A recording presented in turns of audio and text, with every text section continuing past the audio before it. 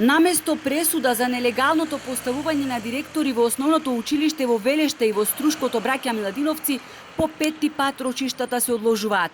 На овој начин, градоначалникот кој се најде на црната листа на САД за корупција и мешање во судски процеси, си обезбеди долго топло лето без главоболки. Неговиот адвокат непосредно пред почетокот на рочиштето соопштил дека е на боледување.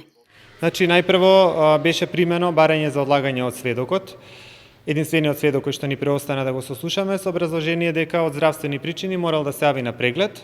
Му кажав дека доколку прегледот во определен час ќе го поместиме да биде порано, мислам дури и да стапам во контакт со директорот на болницата за да му возможат приоритетно да го заврши, да биде слободен за судењето. И откако се среди тоа, примив ново барање за одлагање, овој пат од бранителот на обвинетиот, во кое што известува дека отворил боледување 7-дневно.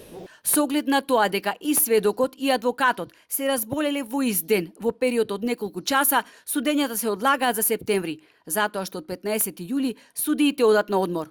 Судењата за нелегалното поставување на директори во училиштата се влече една година, со низа одлагања, непојавување на сведоци кои потоа се носеа со полициска асистенција, а имаше и случај кога сведокот буквално избега од холот на судот непосредно пред почетокот на рочиштето.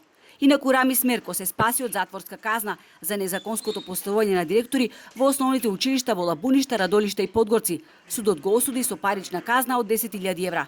Со оглед на тоа дека досега не било осудуван, откако претходно беше ослободен од вина за набавката на луксузниот возен парк тежок околу 114.000 евра, ова беше негова прва казна. За ослободителната пресуда за набавката на службеното возило, основното јавно обвинителство поднесе жалба до апелациониот суд во Битола. Штом се изготви и пресудата за училиштата, веднаш по приемот на истата, надлежниот јавен обвинител ќе ја обжали.